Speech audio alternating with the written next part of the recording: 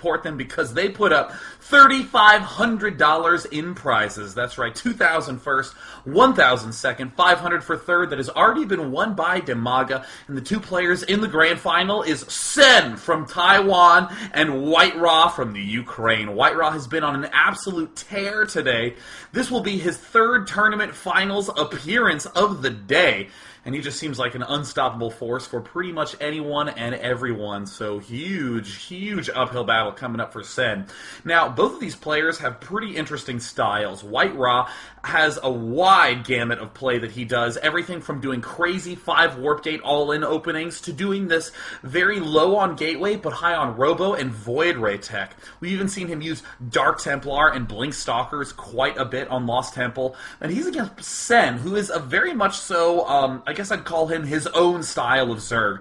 Sen tends not to do what all the other Zergs are doing. He does what he has figured out and determined to be best. He's one of the few Zerg players who, for a long time, consistently built a spawning pool at 11 or 12, and that was his norm. No rushing, just getting his queen fast. He's one of the few Zergs that has been experimenting around with Nidus Worm play.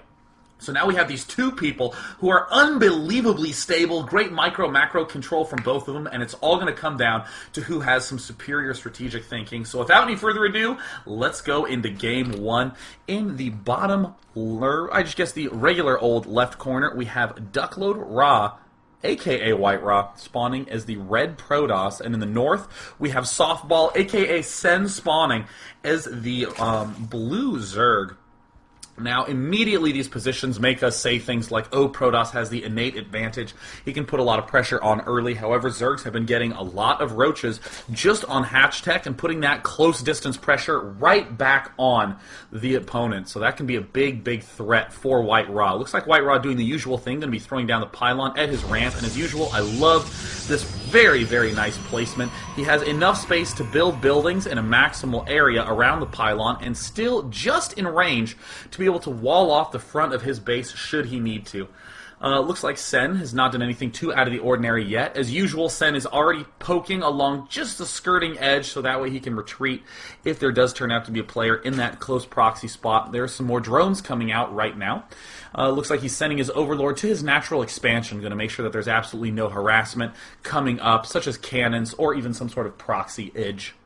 It also appears to be the case that the gateway is going down for White-rA, and he is sending out his first scouting probe, so he'll be able to check out Sen right away. Let's see if Sen is going to be going for an early hatch. This is such a key point in the game, seeing if there's any way that something can be blocked off, and no, it looks like Sen is going to go for it. Will White-rA be able to stop it in time? It looks like he's advancing. He has enough money, and whoa, White-rA just abandons ship and gets completely shut down on the harass there. That is a little bit unfortunate for our good buddy Duckload, but no big deal. Looks like Duckload didn't have the intention of trying to win. Oh, never mind. He canceled the assimilator. There was an assimilator building for White-rA, but that has been now turned into a Farage.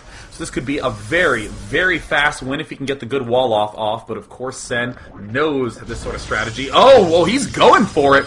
Remember, this is patch 1.1.3, so you can wall off with just 2 pylons. This would be a huge early lead if Duckload can pull this off. He's advancing forward. That one Zealot is almost done. There, it's popped out now, and a whole bunch of probes and Zealots advancing now. The pool is only about 65% done. The drones are rushing up. Oh no! Will he lose in this terrible fashion? There's another cannon going down right now. It does look like this pylon is getting increasingly close to dead. That means that he will not be able to power that, but with this one Zealot arriving, it is going to be so tough to hold off. There the Zealot arrives, begins wailing away at the drones.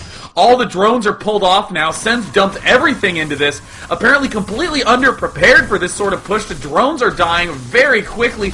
More cannons going down in the meantime. Plenty of income for White-rA. And it looks like that one Zealot is still staying alive at 6 kills. Can it get up to 7? Yes, right before it dies.